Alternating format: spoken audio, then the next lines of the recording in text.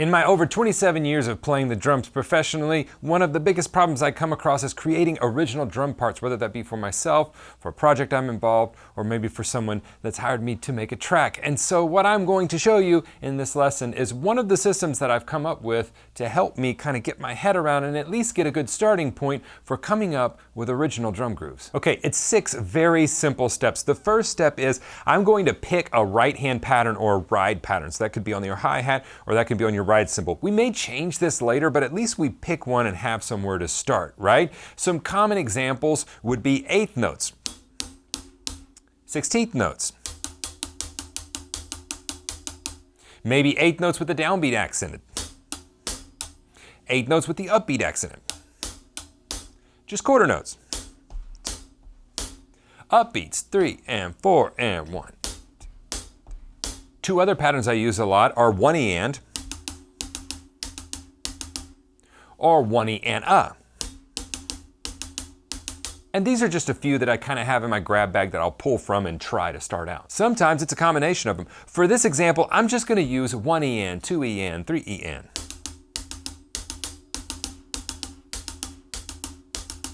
These next 2 steps sometimes can be interchangeable, so sometimes step 3 may become before step 2, but it's all based off of the song or the part that I want to create, so I want to be musical with it. Step 2 is I'm going to pick a bass drum pattern, okay? And for a part that I'm playing to a song, oftentimes I'm going to be listening to what the rhythm section is going to be doing. That's going to be telling me what I need to pick, and these bass drum patterns can be changed. It's the beauty of it. We can create this whole groove, and then I can change step 2, and it completely changes the groove. For this example, I just made one up. Here's the pattern.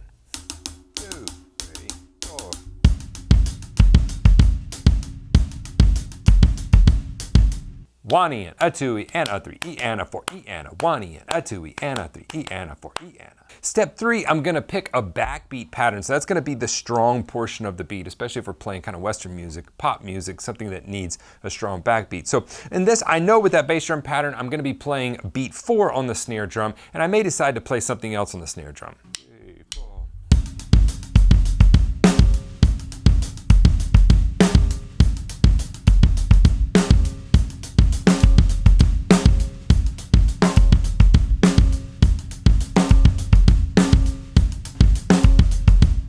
Now again, most of this is going to be based off of the song that I'm playing, and what you'll notice I did is I kind of tried to weave my snare backbeats around what was going on in the bass drum. The next thing I'm going to do is, and this depends on the speed of the song and what we're doing, but I'm going to come up with a left-hand pattern, a ghosting pattern, that's consistent throughout the part.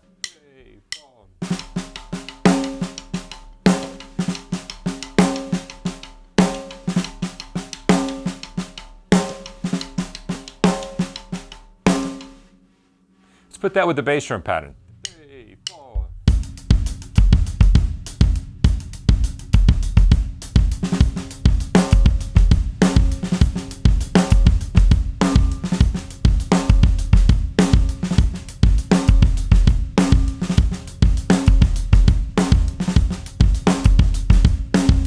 Even right there, we've got the makings of a groove, and we just did 4 simple steps. Right hand pattern, bass drum pattern, backbeat, then come up with the left hand pattern that's going to be consistently playing. The beautiful thing is each of these limbs is playing a consistent pattern over and over. So we could very easily change the left hand pattern or change the kick drum pattern and change this entire groove. Let's do that real quick. 3, 4.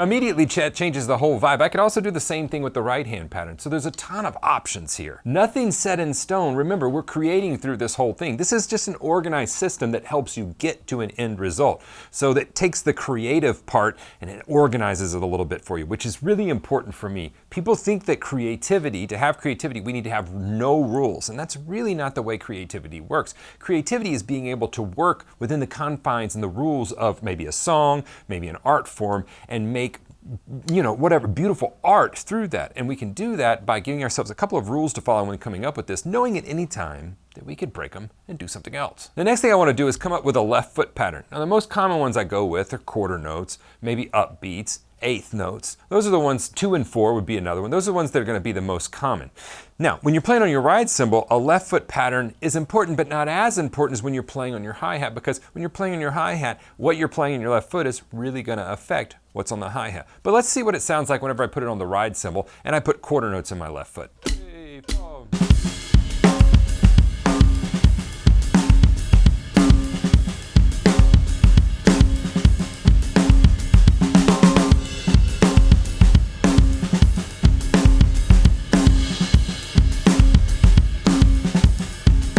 Let's put eighth notes there. 3, 4.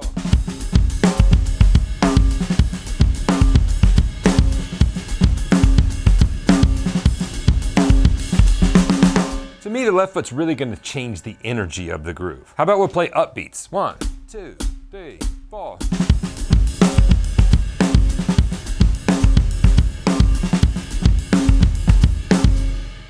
I can even open it on the upbeats. 1, 2, 3.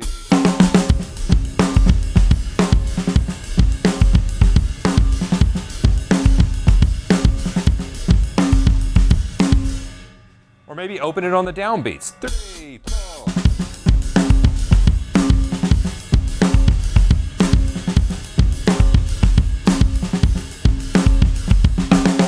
Remember, there's no rules. We're just making a system, step 1, 2, 3, 4, 5, that we can go through so we have an organized way to come up with as many grooves as we want. Use your creativity. That's the fun part of this. So let's say I'm playing heel down and I'm going to stomp on the downbeats.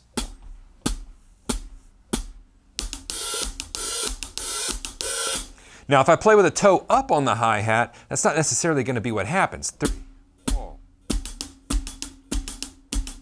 See, it closes too quick. But when I'm stomping with my heel down, my toe naturally comes up slower than the heel does. So now the groove is this. 2, 3.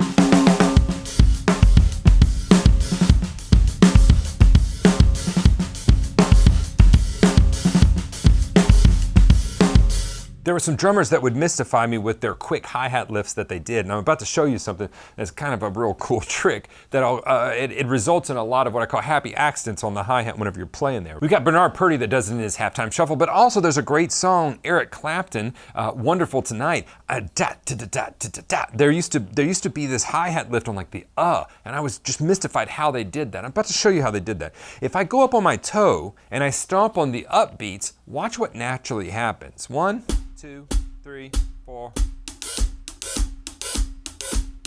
2, and 3. I'm not doing anything. 1, and 2, and. I'm not doing anything. I'm not trying to raise it on the E. It's just happening. So now if I'm stomping with my toe up on the upbeats, this is what happens. 1, 2, 3.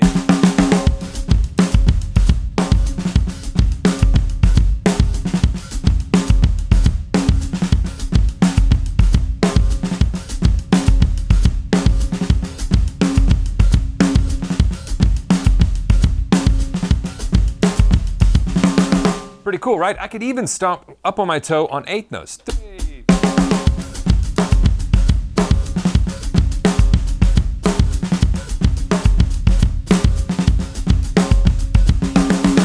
We've gone through those 5 steps. Pick a right hand pattern, pick a bass drum pattern, pick a backbeat, pick a left hand pattern, and then we're going to pick a left foot pattern. And after that, now it's up to experimenting, and we can experiment in a ton of ways, changing one of the limbs. Let's say we just change the right hand to different patterns. Let's say we change it to accented eighth notes. 3, 4.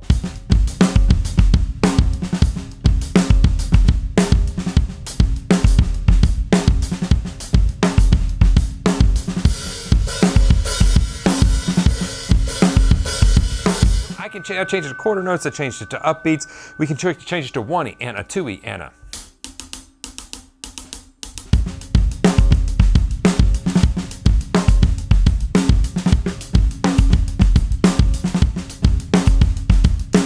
So now we have an organized structure that allows us to just 1, 2, 3, 4, 5, 6, and then the 6th stage is this experiment. And you can be in that experimental phase for a very, very long time. Once you get done with that, you can then go back to the drawing board and go, okay, I'm going to start over again. what's a right hand pattern. And sometimes the right hand and the left hand patterns come in together, so you kind of have this, like, let's take a paradiddle or something like that, and that's a pattern within itself that interlocks. There's no rules with this. That's just a formula that I've used a ton to come up with creative parts for my own projects and for projects with other people. I hope it helps you do the same.